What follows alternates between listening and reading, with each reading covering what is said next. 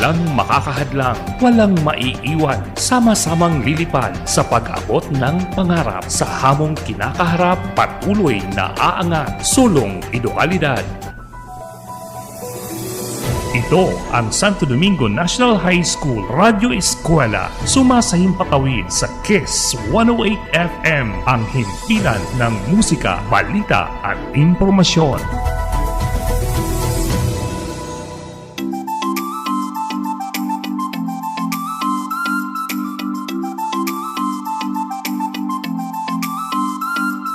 Magandang umaga sa lahat ng estudyante sa edukasyon. Sa pagpapakatao 10 dito sa Radyo Eskwela, gusto ko ring batiin ang inyong mga magulang at lahat ng inyong kasama sa bahay na kasama ninyong nakikinig sa ating talakayan sa radyo.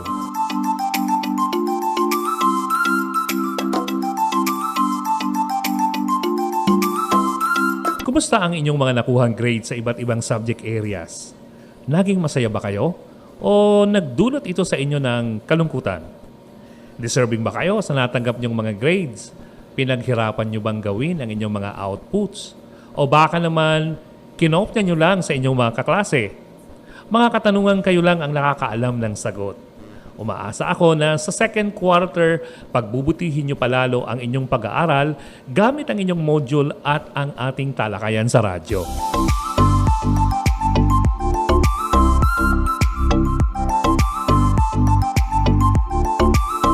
Tulad ng ating nakagawian bago mag-umpisa ang ating talakayan sa radyo, kailangan kayo ay nasa komportabling lugar at maayos na nakakapakinig ng ating broadcast. Maparadyo man o cellphone ang gamit nyo. At dapat hindi kayo gutom para maging aktibo ang inyong isip sa pag-intindi ng ating aralin ngayong araw na ito.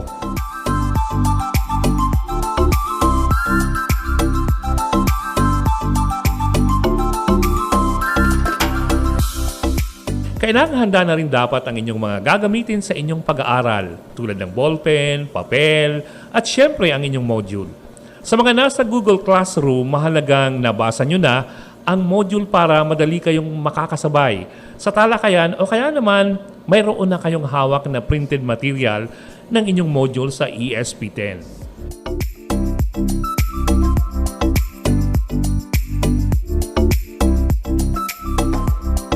Bago tayo mag-umpisa sa ating bagong aralin, balikan muna natin sandali ang ating mga naging talakayan sa nakaraang Radyo Eskwela.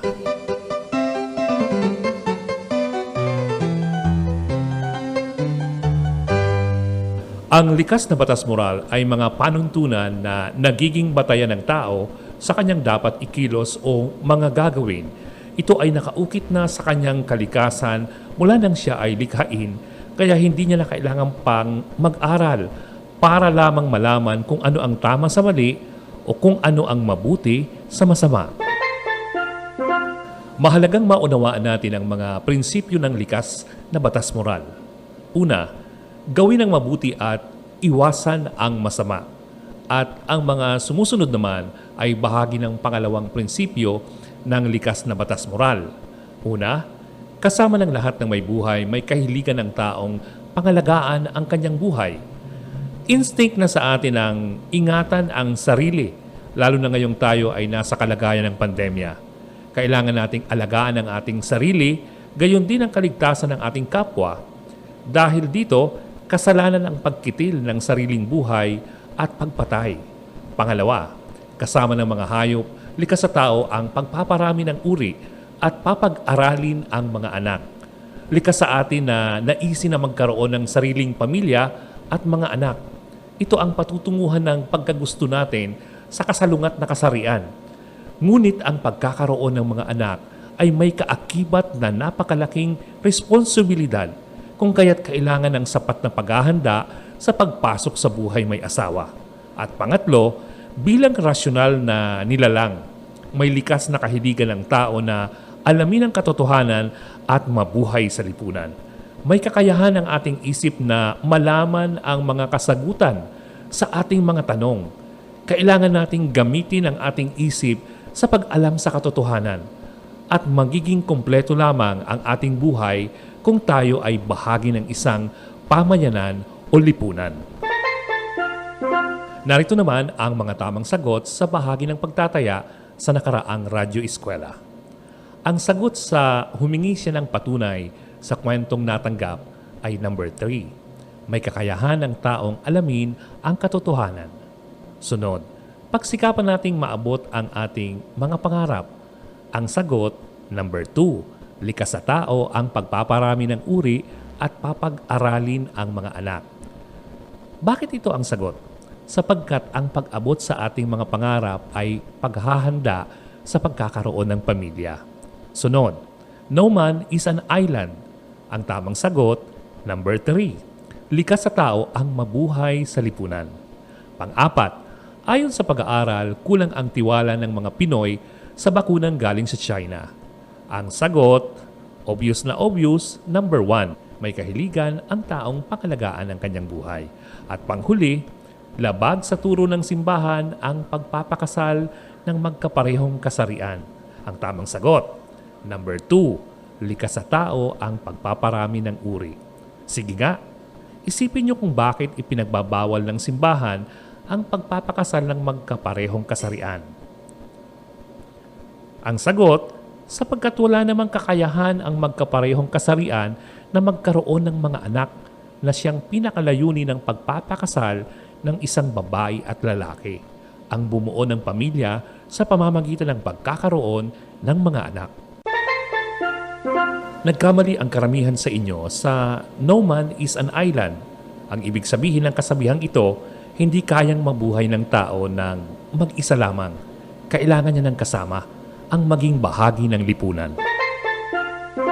Ngayong tapos na ang ating pagbabalik-aral, handa na tayo sa pagpapatuloy ng ating aralin, ang paghubog ng konsensya batay sa likas na batas moral. Pagkatapos ng araling ito, inaasahan na magkakaroon kayo ng kaalamang masuri ang kabutihan o kasamaan ng mga gawain batay sa paghuhusga ng sariling konsensya.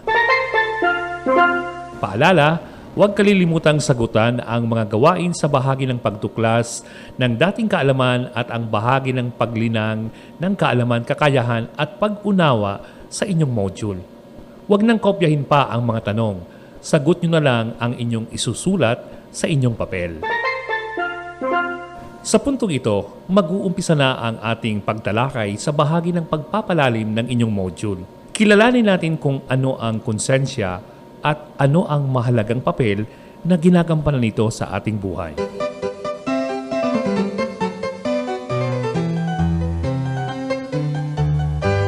Sa araw-araw na pamumuhay, ginagamit natin ang konsensya nang hindi natin namamalayan. Ginagamit natin ito sa mga sitwasyon na kailangan nating mamili sa pagitan ng tama at mali. Ano nga ba ang konsensya? Ito ang munting tinig sa ating kalooban na bumubulong sa atin na gawin natin ang mabuti at iwasan ang masama. Ipinaparamdam nito sa atin na obligasyon nating gawin ang mabuti. Narito ang mga halimbawa upang ganap ninyong maunawaan kung ano talaga ang konsensya. Halimbawa, ang nakakabatang kapatid mo ang naparusahan sa kasalanang ikaw naman talaga ang gumawa. Dahil dito, hindi matahimik ang kalooban mo. Ito ang tinatawag na sinusumbatan ka ng iyong konsensya. Pangalawang halimbawa, sa iyong pag-uwi sa bahay, dalawa ang pwede mong gawin. Ang magpalit ka agad ng damit at maghugas ng kamay para masiguro mo na hindi ka mahawaan at hindi mo rin mahawaan kung sakali ang iyong mga mahal sa buhay. O kaya naman gawin ang kabaliktaran, ang huwag sundin ang minimum health protocol sa pag-uwi sa bahay. Dahil mahal mo ang iyong sarili at ang iyong pamilya, magpapasya ka na gawin kung alin ang mas makakabuti. Ito ang ibinubulong sa atin ng ating konsensya. Ipinaparamdam sa atin ng konsensya na ito ang tama, na obligasyon nating gawin kung ano ang makakabuti. Isa pang halimbawa, mas pinili mo na patawarin ang iyong kaklase sa kasalanan niya kaysa sa gantihan siya. Sa sitwasyong ito, pinairal mo ang iyong konsensya sapagkat mas pinili mo ang magpatawad, ang gawin ng mabuti, kaysa gumanti o ang paggawa ng hindi tama.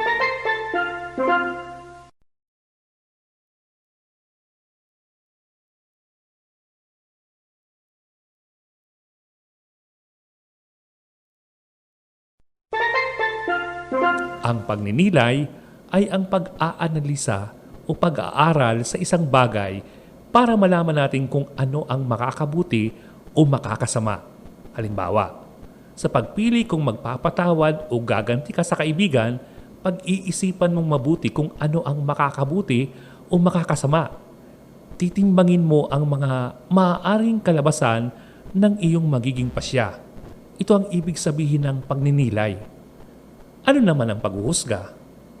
Ang paghuhusga ay ang pagbibigay natin ng konklusyon na mabuti o masama ang isang bagay. Kadalasang ginagawa natin ang paghuhusga matapos nating mapagnilayan o mapag-aralan ang isang bagay. Sa mga tuwid, ang pagninilay ay ang pag-alam sa kung ano ang mabuti at masama. At ang paghuhusga naman ay ang gagawin nating konklusyon na ito ang mabuti at iyon naman ang masama.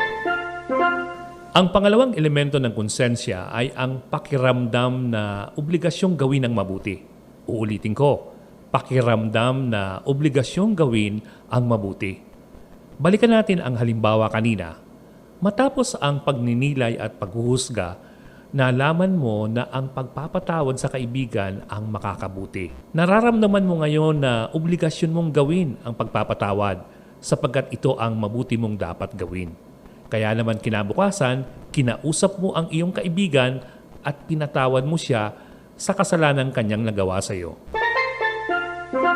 May dalawang bahagi naman ang konsensya. Una, ang paghatol moral o ang paghuhusga natin sa kabutihan o kasamaan ng isang bagay. Uulitin ko, paghatol moral. At ang pangalawa ay ang obligasyong moral. Obligasyong moral o ang tungkulin natin na gawin ang mabuti. May mga pagkakataon na nagkakamali ang konsensya sa paghusga. Ibig sabihin, may mga sitwasyon na hinuhusgahan ng konsensya na mabuti ang isang bagay, samantalang sa katotohanan ito ay masama. Nagkakamali ang konsensya sa paghuhusga kapag hindi paganap na matatag ang kaalaman ng tao sa kung ano talaga ang tunay na mabuti o masama. O sabihin natin na mali ang kanyang pananaw sa buhay. At ang isa pang dahilan ng pagkakamali ng konsensya na siya nating bibigyan ng masusing pagtalakay ay ang kamangmangan o kawalan ng kaalaman sa isang bagay.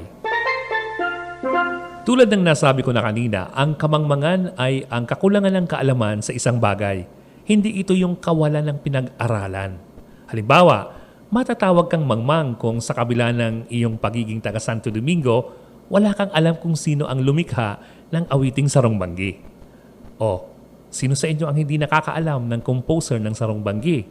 Kung hindi mo alam, matatawag ka pa ring mangmang kahit na nasa grade 10 ka na sa junior high school.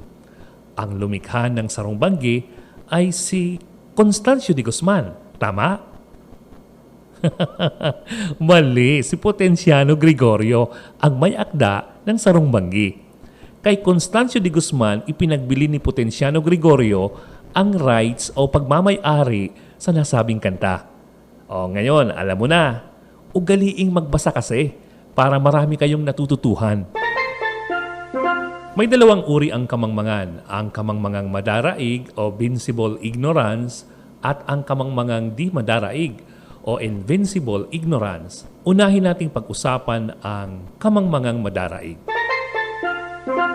Ang kamangmangan ay madaraig kung ang kakulangan sa kaalaman ay kayang mapunuan sa pamamagitan ng pag-aaral o may paraan upang makuha ang kailangang impormasyon. Halimbawa, hindi ka pinapasok sa mall dahil wala kang suot na face shield. Sinabi mo sa guard na hindi mo alam na kailangan pa ang face shield, na ang akala mo sapat na ang pagsusuot ng face mask. Hindi ka naman talaga nagsisinungaling. Hindi mo lang talaga alam na kailangan pa ang face shield sa pagpasok sa mall. Ito ang tinatawag na kamangmangang madaraig dahil merong paraan para malaman mo ang nasabing requirement sa mall. Laman din ito ng mga balita sa TV, dyaryo at radyo at bahagi ito ng minimum health protocol na ipinasusunod ng pamahalaan. Kaya inaasahan na dapat alam mo ito. Isa pang halimbawa ng kamangmangang madaraig, napainom mo ng maling gamot ang kapatid mo. nagkamali ka sa pagbibigay ng gamot dahil hindi mo alam ang tamang gamot na ipapainom. Ang tanong, may paraan ba para malaman mo ang tamang gamot? Maraming paraan, di ba? Sige nga, isipin nyo nga ang mga paraan para malaman nyo ang tamang gamot na ipapainom sa inyong kapatid.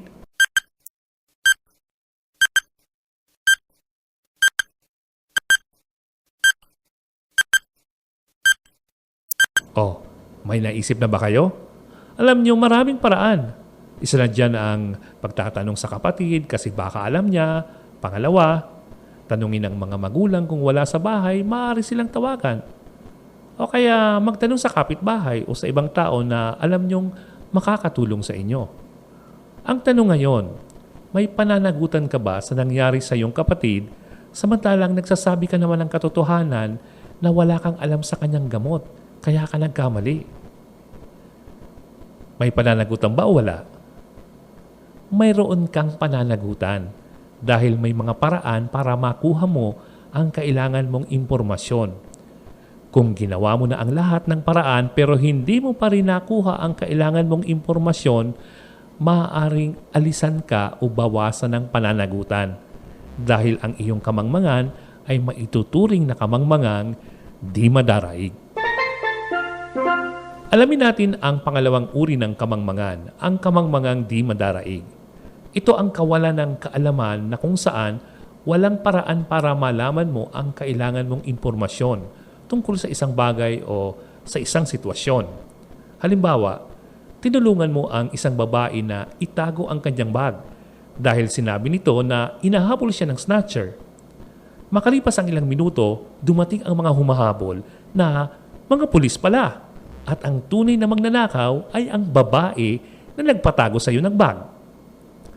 May nagsabi sa mga pulis na itinago mo ang bag na ibinigay ng babae. Kaya isinama ka ng mga pulis sa presinto para maimbestigahan. Ang tanong ngayon, may pananagutan ka ba sa nangyari? May dapat ka bang panagutan sa batas? Ang sagot, wala. Bakit wala? Sapagkat wala kang pagkakataong alamin ang katotohanan sa nasabing sitwasyon. Ang ginawa mong pagtulong sa babae ay bilang pagmamalasakit sa kanya sapagkat naniwala ka na nagsasabi siya ng totoo. Narito ang isa pang halimbawa ng kamangmangang di madaraig para lalo niyong maintindihan. Halimbawa, nakabili ka ng gamit na nakaw kaya nadawit ka sa kaso. Sa pag-iimbestiga ng mga pulis, lumabas na kaya mo binili ang nasabing gamit dahil mura at matagal mo nang gustong makabili. Yun nga lang, di kaya ng pera mo. Isa pang nagtulak sa iyo para bilhin ang gamit dahil sinabi ng taong nag-alok sa iyo na kailangan niya ang pera para sa pagpapagamot. Sa sitwasyong ito, may pananagutan ka ba sa batas? Sige, hulaan nyo nga. Kung may kasama kayo ngayon sa pakikinig, pwede nyong tanungin kung ano ang sagot nila.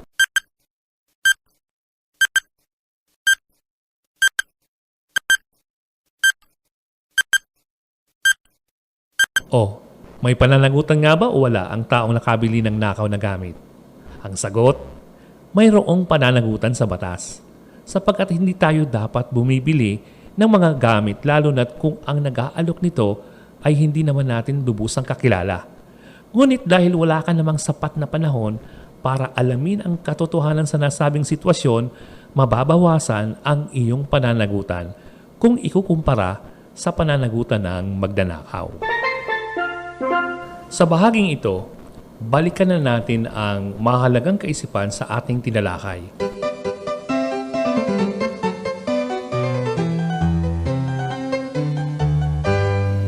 Ang konsensya ang siyang gabay natin sa tamang pagpapasya. Ito ang munting tinig sa ating kalooban na bumubulong sa atin sa sitwasyon na kailangan nating magdesisyon na gawin natin ang tama at iwasan ang masama. May mga pagkakataon naman na nagkakamali ang konsensya sa paghuhusga. Una, dahil sa hindi pa sapat ang tamang kaalaman sa kung ano ang tunay na mabuti. At pangalawa, dahil sa kakulangan ng kaalaman o yung tinatawag nating kamangmangan. Kapag ang pagkakamali ng konsensya ay dahil sa kamangmangan, hindi itinuturing na masama ang maling paghuhusga. May dalawang uri ang kamangmangan. Ito ay ang kamangmangang madaraig at ang kamangmangang di madaraig. Ang kamangmangan ay madaraig kapag mayroong paraan upang malaman ang kinakailangang impormasyon. Kapag nagkamali bunga ng kamangmangang ito, may pananagutan na haharapin ang tao sapagkat hindi siya nagsikap na hanapin ang kailangan niyang impormasyon upang maiwasan ang pagkakamali. Ang kamangmangan naman ay di madaraig kapag walang paraan upang makuha ang kinakailangang impormasyon. Kung kaya't kapag nagkamali sa pagpapasya, maaaring alisin ang pananagutan o bawasan ng pananagutan.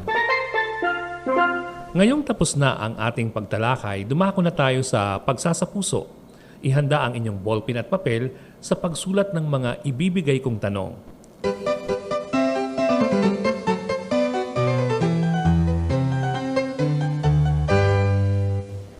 Handa na kayo?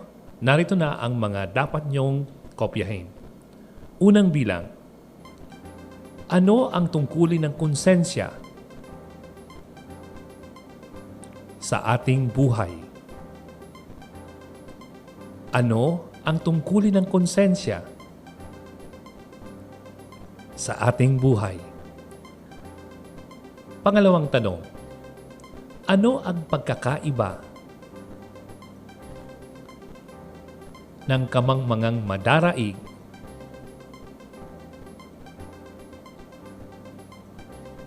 sa kamangmangang di madaraig? Ano ang pagkakaiba ng kamangmangang madaraig sa kamangmangang di madaraig? Pangatlo, bakit may pananagutan tayo sa kamangmangang madaraig? Bakit may pananagutan tayo sa kamangmangang madaraig? Pang-apat, ano ang mangyayari sa taong nagkamali dahil sa kamangmangang di madaraig? Ano ang mangyayari sa taong nagkamali dahil sa kamangmangang di madaraig? Sa bahagi ng pagsasabuhay, narito naman ang tanong na inyong sasagutin. Ano ang dapat mong gawin upang hindi magkamali ang iyong konsensya sa paghuhusga? Ano ang dapat mong gawin upang hindi magkamali ang iyong konsensya sa paghuhusga? Dumako na tayo sa pagtataya. Isulat ang mga sumusunod. Sa tulong ng paghuhusga ng iyong konsensya, tukuyin ang 3 mabuting gawain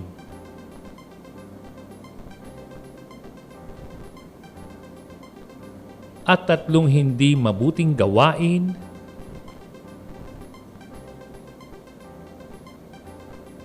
na nangyayari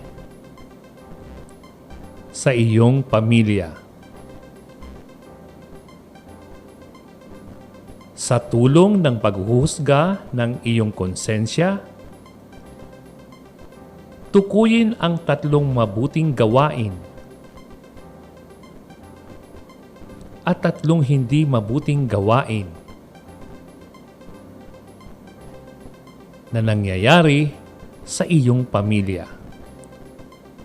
Sa tulong ng paghuhusga ng iyong konsensya, tukuyin ang 3 mabuting gawain at 3 hindi mabuting gawain na nangyayari sa iyong pamilya. Kung may hindi kayo na isulat sa mga binasa kong gawain sa bahagi ng pagsasapuso, pagsasabuhay o pagtataya, ilalagay ko ang mga nasabing mga gawain sa group chat ng Radyo Eskwela pagkatapos ng ating talakayan.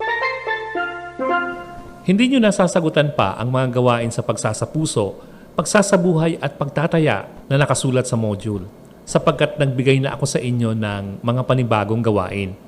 Ngunit uulitin ko ang sinabi ko kanina, kailangan nyo pa ring sagutan ang mga gawain sa bahagi ng pagtuklas ng dating kaalaman, paglinang ng kaalaman, kakayahan at pag-unawa. Sagot na lamang ang inyong isusulat sa papel. Ang iba sa inyo, hindi na ginagawa ang mga binanggit kong gawain, kaya mababa pa rin ang score na nakukuha. At ito pa ang nakikita kong maling ginagawa ng iba sa inyo. Nagkukopyahan kayo ng mga sagot. Nalalaman ko sapagkat binabasa ko ang inyong mga output. Sa susunod, hindi lang minus sa score ang gagawin ko. Ilalagay ko sa group chat ng inyong section ang mga pangalan ng mga nagkukopyahan. Ang aralin natin ay tungkol sa paggawa ng mabuti. Walang kwenta ang inyong natututuhan kung hindi nyo naman naisa sa buhay.